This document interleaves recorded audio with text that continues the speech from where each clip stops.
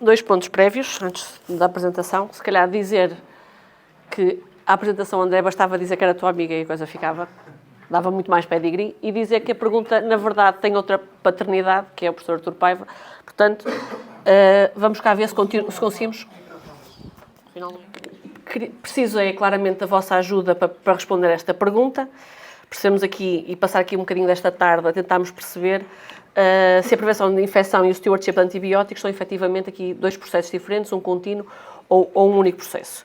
E porque sabia que nós iríamos estar em momento pós-prandial, vocês e eu, queria pedir-vos a vossa ajuda aqui para este Mentimeter, que é claramente o momento mais sofisticado a nível tecnológico da apresentação, para saber qual é que é a vossa ideia relativamente a esta pergunta. E peço-vos desculpa, eu tenho que sair para entrar num outro local, porque, enfim, para termos aqui acesso às vossas respostas. Certamente haverá maneiras mais interessantes de fazer isto, mas eu não as domino.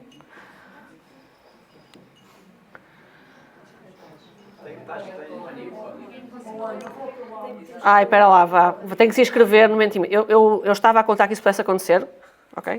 Portanto, continuo a ter isto aqui.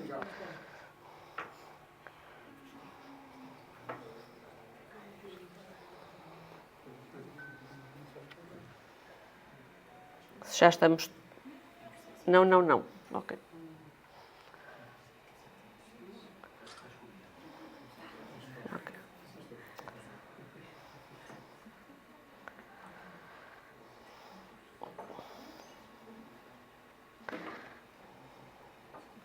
Então já começamos aqui a ter uma noção.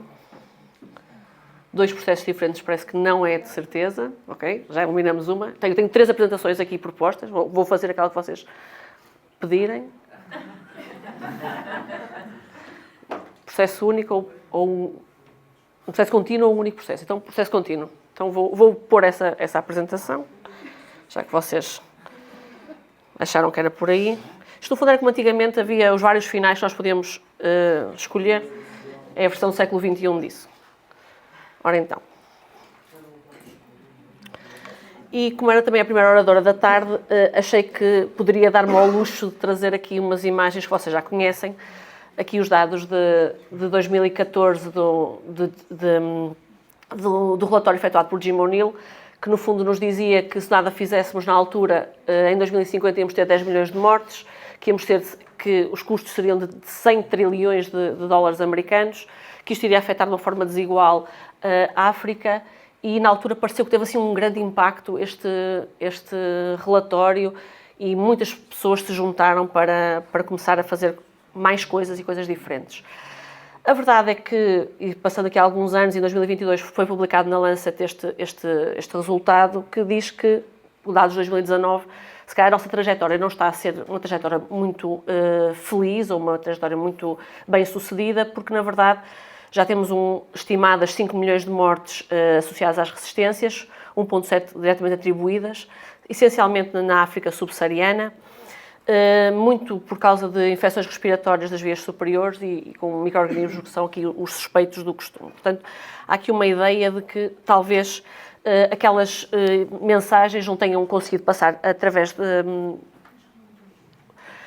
dos meios de comunicação habituais e nós, na verdade, olhamos para elas já com alguma tolerância, uma tolerância que não seria desejável e portanto, será que é aquela questão de lhe chamarem uma pandemia silenciosa é alguma coisa que prejudica? Não? Enfim, deixo-vos também refletir um bocadinho sobre isso, porque parece que às vezes não conseguimos ir buscar os parceiros certos por causa destas questões.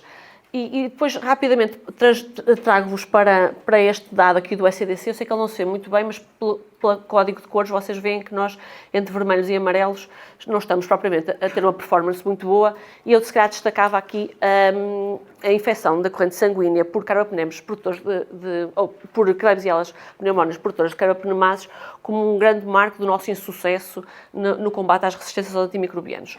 A verdade é que temos tido 2 décadas a pensar em vigilância, a robustecer a nossa vigilância, criar políticas dirigidas para o facto, campanhas de sensibilização, mas nada tem mudado. E trago-vos aqui alguns dados que nos mostram que realmente não estamos com boa performance. Os dados de consumo de solução alcoólica avaliados no PPS, a nível europeu, dizem que então, se calhar, nós só devemos ter uma adesão de higiene das mãos cerca de 25% nos hospitais terciários. Muito longe daquilo que nos dizem, pelo menos, os nossos números, quando vemos a campanha da higiene das mãos. A profilaxia cirúrgica superior a 24 horas, que é algo que nós sabemos que não estará assim adequado na vasta maioria dos casos, é muito comum nos hospitais que participaram no PPS. Também sabemos que, quando olhamos para dados da comunidade, mais de 50% dos antibióticos são prescritos por questões que não relacionadas com infecções bacterianas, nomeadamente muitas infecções víricas. E a verdade é que, olhando para estas razões, facilmente percebemos que não é por desconhecimento técnico dos prescritores e das pessoas que estão nos hospitais que isto está a falhar. Portanto, provavelmente há aqui mais alguma coisa que nós não temos a conseguir mudar. Temos que mudar o comportamento das pessoas que já sabem estes conteúdos teóricos, mas que, na verdade, não os colocam na prática. De uma forma clássica, e quando pesquisamos o tema do antimicrobial stewardship e da prevenção e controle da infecção, nós vemos sempre documentos muito organizados, separados, e ainda bem que vocês quiseram a versão unida, porque, na verdade, quando nós vamos à literatura, nunca é isso que encontramos. Normalmente tem documentos muito sistematizados ou de uma área ou de outra. Só os mais recentes já começam a fazer aqui alguma fusão. E, normalmente, na implementação, às vezes vemos que é o momento em que isso falha. Existe muita sobreposição de estrutura, de tarefas, de propósito e, portanto, há aqui uma razão para acreditar que é uma mais-valia esta aliança das duas áreas. E, portanto, quando elas estão interligadas, aquilo que elas oferecem são aqueles são só alguns dos itens que elas oferecem quando estarão mais interligadas, uma liderança mais empoderada, equipas multidisciplinares com elementos que, no fundo, são complementares, educação contínua, infraestruturas de dados que são partilhadas e, portanto, em si custarão menos a cada uma das partes e darão feedback mais real e mais interessante. Também na gestão de surtos, certamente que haverá mais valia que as equipas estejam mais interligadas e que haja essa articulação e, portanto, claramente há esta maneira de gerir o problema parece-nos muito mais orgânica na forma de que implementa e na forma como consegue atingir os seus resultados. E, portanto, fui procurar na literatura, não existem muitos, talvez tenha procurado menos bem, mas a verdade é que encontrei este modelo AIDE, e o AIDE é daquelas do início das palavras Antimicrobial, Infection e Diagnostics, que no fundo o que eles tentam propor é um modelo que junta estas três vertentes, que no fundo é aquilo que nos acontece diariamente. Portanto, procuramos juntar aquilo que é o Antimicrobial Stewardship, Infection Prevention Stewardship e Diagnostic Stewardship. Portanto, esta é a forma conceptualizada que foi proposta, é uma abordagem mais holística, é centrada no doente, tenta orientar para um diagnóstico mais atempado, mais precoce, promovendo um uso mais adequado dos antimicrobianos desde o início, com claros ganhos para o doente e para toda a instituição e para todo o circuito. Portanto, a ideia aqui é que, na base, nos doentes menos complexos, isto não haja necessidade de equipas tão complexas e estarem tão intrincadas, mas claramente no topo da pirâmide há um claro benefício em que os doentes tenham próximos de si estas pessoas com este conhecimento especializado e mais complexo e mais completo para avaliarem este problema. Mas em toda a pirâmide ela vai acontecendo, digamos assim.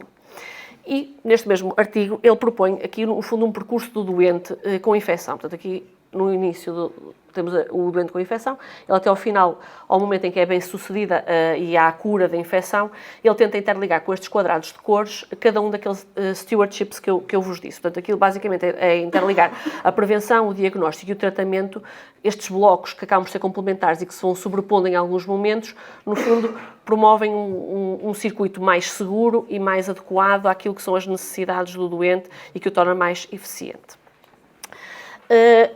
Portanto, quando nós falamos de antimicrobial stewardship, de IPC e de resistências, a verdade é que não estamos aqui a falar de esforços fragmentados, eles não deverão ser interpretados dessa forma. Há todo um macrosistema que deverá estar por base a este racional. Todos nós já ouvimos falar do conceito One Health, que envolve não só a saúde humana, mas também o ambiente e os animais. Não vou detalhar, mas para dizer que este mantra, esta matriz, é claramente aquilo que também nos deve fazer perceber que em todos os diferentes níveis, portanto, Há que integrar vigilância, diagnóstico, prevenção e tratamento, que as coordenações de cada uma destas áreas também devem ser integradas, os governos, os hospitais, as farmacêuticas, os investigadores, toda a comunidade, e que só assim é que podemos ter uma ação mais eficiente naquilo que é o problema das resistências, que está sempre a qualquer momento a mudar e que, na verdade, temos que estar sempre à espera destes efeitos inesperados e sempre a mudar também com o sistema e a mudar com as exigências que ele nos vai fazendo.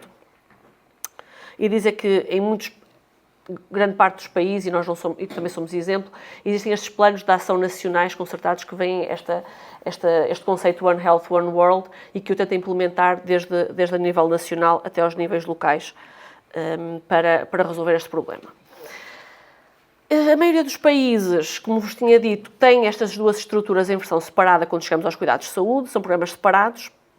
E, na verdade, à parte daquele que vos apresentei, há poucos exemplos de modelos de governação e de estrutura interligados que tenham sido descritos na literatura. A verdade, o que acontece é que sabemos que elas foram criadas na sua gênese em momentos diferentes. A prevenção e controle de infecção na década de 50, 60, mais com um propósito de prevenção, como resposta às infecções hospitalares, não é? E o antimicrobial stewardship mais como uma resposta às resistências, mais na década de 90 e nos anos 2000. E, portanto, quando nascem em momentos diferentes, para propósitos diferentes, às vezes é um bocadinho difícil chegar ao momento em que os conseguimos juntar. E depois o que vai acontecendo é que eles estão fragmentados nos diferentes níveis de cuidados, eles estão fragmentados em níveis de dados e há sistemas que não permitem que esta informação flua e que se pense em conjunto e que se dê um feedback atempado e eficaz. Elas têm competências e recursos assimétricos e quando vão a fazer as implementações às vezes acontecem em momentos diferentes. Isso às vezes poderia ser notório em surtos, por exemplo, quando são as duas equipas a atuar, embora no nosso caso felizmente só temos uma. Temos barreiras culturais e de resistência interna à mudança. A verdade é que já há estruturas muito instaladas nos países que têm esta versão separada, em que há profissionais que tratam de uma área e há outros que tratam de outra área. Portanto, a mudança é sempre difícil e iria acrescentar complexidade organizacional a quem quisesse fazer uma mudança e que eles acham que poderá haver uma diluição de responsabilidades e de prioridades se fizessem essa mudança nos hospitais e nos países em que ela não existe.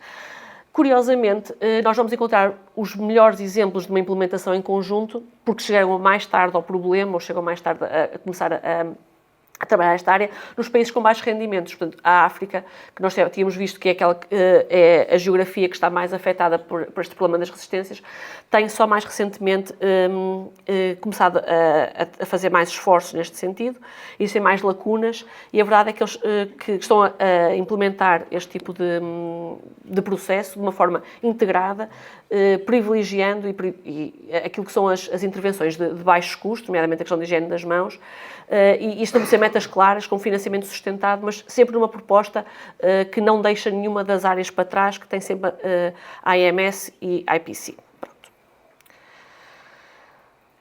Ora então, o que é que... Esta integração, na prática, nós vemos muitas vezes no nosso dia-a-dia e há áreas em que claramente ela não poderá ser diferente. Eu acho que nós até já nos esquecemos de pensar nela e eu só me lembrei dela quando estive a rever a literatura, porque para nós é sempre por PSIRA que vai haver este tipo de situações. Mas a verdade é que se nós pensarmos conceptualmente sobre cada uma das áreas que está mais em impacto nestes momentos, poderá ser mais uma ou outra.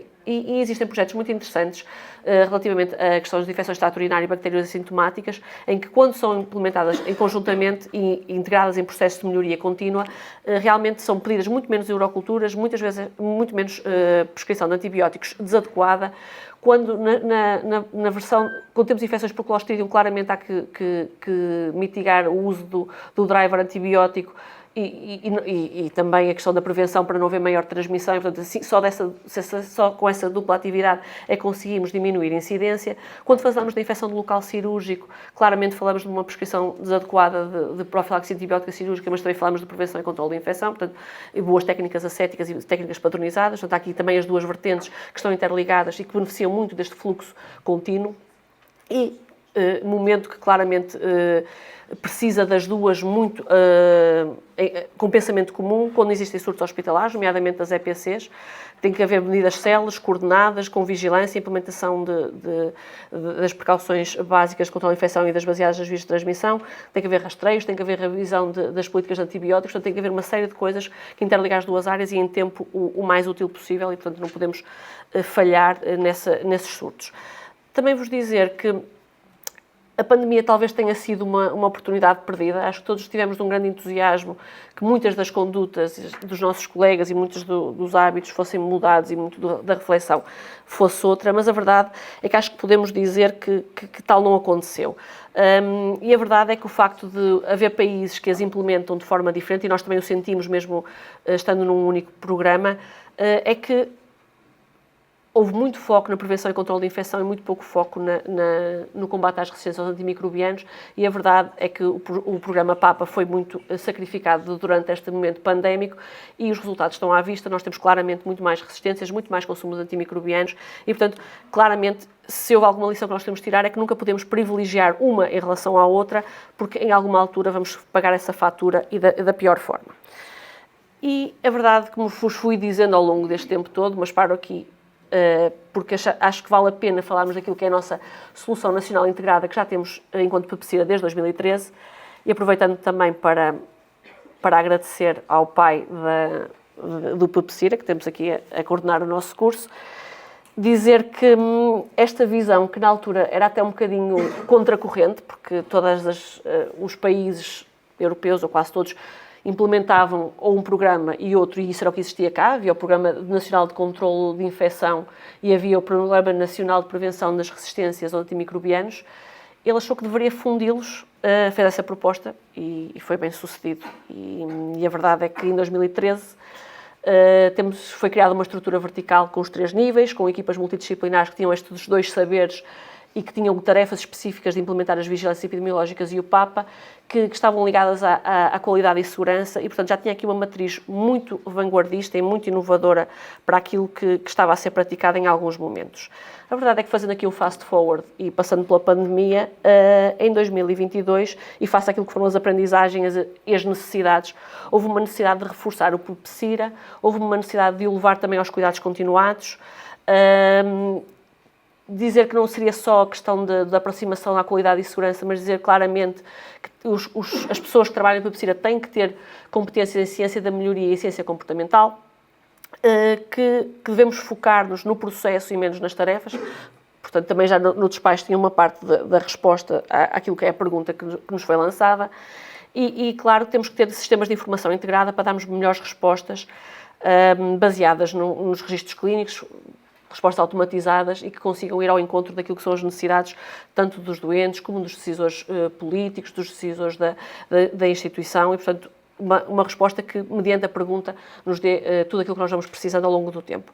A verdade é que foi também criado, embora ainda não totalmente implementado como seria desejável, o índice de qualidade de PPCIRA, que seria uma retribuição por qualidade, de forma que as próprias instituições pudessem ver a qualidade não como um fardo, que nunca deveria ser visto desta forma, mas que, como estão tão focadas em produção, se esquecessem desta área tão importante e que também poupa tantos gastos a cada uma das instituições. E, portanto, a verdade é que foram fundidas equipas com um propósito comum que estão constantemente a ser alteradas ao longo do tempo.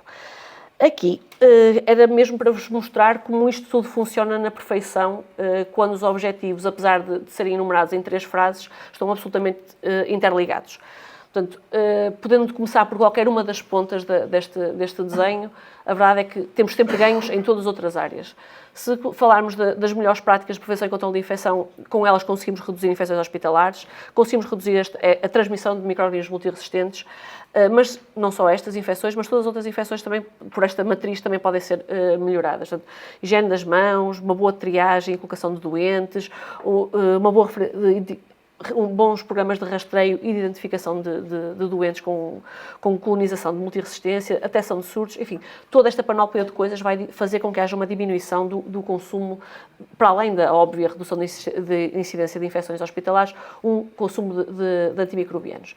E a verdade é que quando vamos para o outro lado e pensamos se nós conseguimos fazer um diagnóstico mais atempado, à cabeceira do doente, vamos melhorar aquilo que é o uso de antimicrobianos, não vamos utilizar antibióticos quando não há infecção, vamos diminuir a duração, diminuir o espectro e, portanto, todo este trabalho, para além de reduzir o consumo de antimicrobianos, consegue também promover aquilo que é o melhor outcome do doente.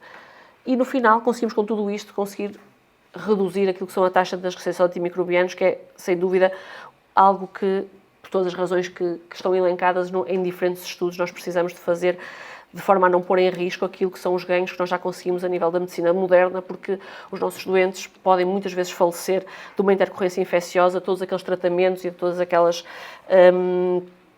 tecnologias de ponta que nós já temos ao nosso acesso nos hospitais. E a verdade é que esta estratégia é multifacetada, que se desenvolve em diferentes pilares, como o próprio programa assim indica e propõe, e faz com que convoca os serviços e unidades de PEPSIR a serem centros de mudança comportamental, portanto, não focados em tarefa, muito focados nesta ideia de que, através de projetos e de implementação desses projetos nas áreas em que estão inseridos, seja nos hospitais, seja nos cuidados continuados, seja perto do cidadão, vão conseguir mudar aquilo que são os seus comportamentos na área da prevenção das resistências. E já estou perto do final, aqui seria muito para chegarmos ao ponto de provocar estes desafios, isto é, a metodologia que é utilizada no Drive também é um ciclo de melhoria.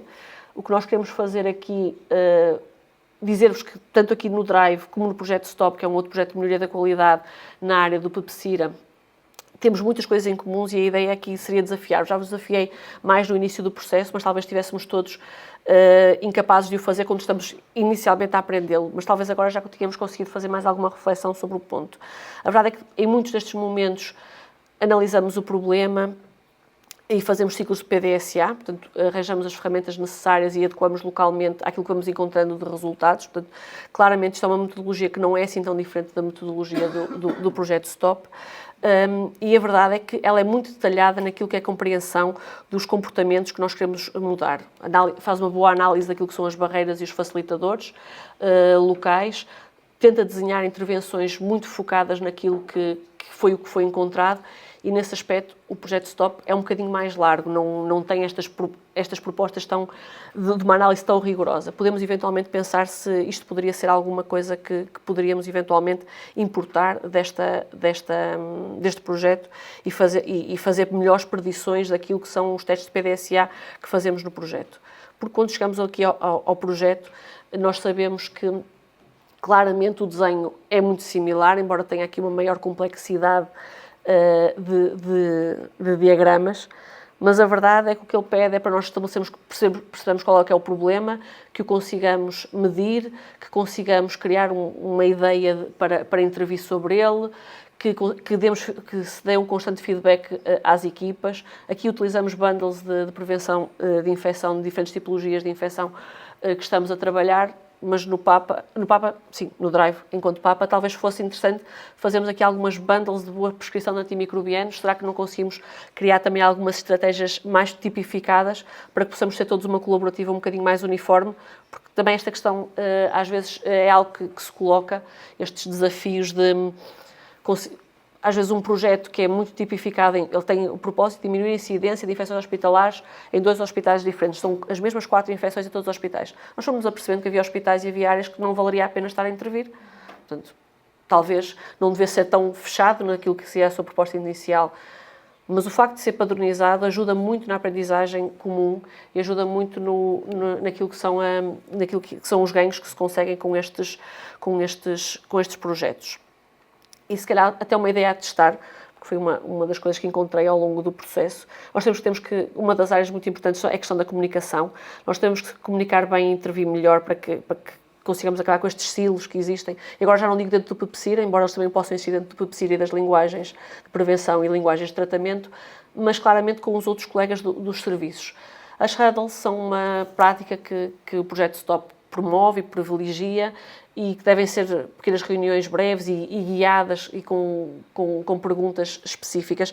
Porque não fazer uma huddle em que também se envolvam algumas áreas de antibióticos, algumas áreas de PAPA em que nós estamos a intervir, iria ser mais eficiente. Provavelmente conseguiríamos num único momento trabalhar mais do que um assunto, com as mesmas equipas, conseguiríamos trazer o prescritor também muitas vezes para estas discussões que são um bocadinho mais holísticas e que às vezes só conseguimos encontrar em momentos diferentes, médicos e enfermeiros, e portanto aqui poderia ser uma hipótese de de o fazer, porque sabemos que a maior parte dos estudos são, quando fazemos estas huddles, são em ambiente de cuidados intensivos, e aí a huddle é fácil e funciona, mas quando nós passamos para as enfermarias, em que é difícil juntar médicos e enfermeiros todos ao mesmo tempo, talvez valha a pena pensarmos em criar um guião mais rico e que tenha mais áreas que possam interessar a cada uma das áreas para conseguirmos efetivamente ser melhor sucedidos para os conseguir conquistar. E este é mesmo o meu último slide para vos dizer que concordo convosco, é um processo contínuo, que Portugal já tem um caminho muito longo, de 12 anos, já é uma pré-adolescente, e eu que tenho uma pré-adolescente em casa sei bem o que é que isso quer dizer, de integração de prevenção e controle de infecção entre resistentes antimicrobianos, boas práticas de prescrição de antibióticos. A verdade é que se queremos alcançar resultados diferentes daqueles que temos alcançado, e os resultados, não trouxe resultados nacionais, mas claramente resultados internacionais dizem-nos claramente que isto está a acontecer, e resultados nacionais dizem-nos igual. Nós também temos os mesmos problemas. Que a educação e a informação, por si só, que não mudam comportamentos, e que temos que ter uma estratégia de mudança comportamental subjacente àquilo que são a nossa forma de intervir, e intervir nas áreas que formos encontrando como áreas de problema, que o foco deve ser em melhorar o processo e o sistema, e capacitar e envolver aquilo que são os profissionais destas áreas, os doentes e toda a comunidade, na verdade, que vai ser afetada. Portanto, aqui falo mais na parte hospitalar, mas na verdade todos. Que não existe uma forma certa de implementar, nós temos que analisar o nosso sistema, identificar quais são os bloqueios e os facilitadores, e implementar da forma adequada e adaptada ao lugar e aquilo que são os nossos recursos.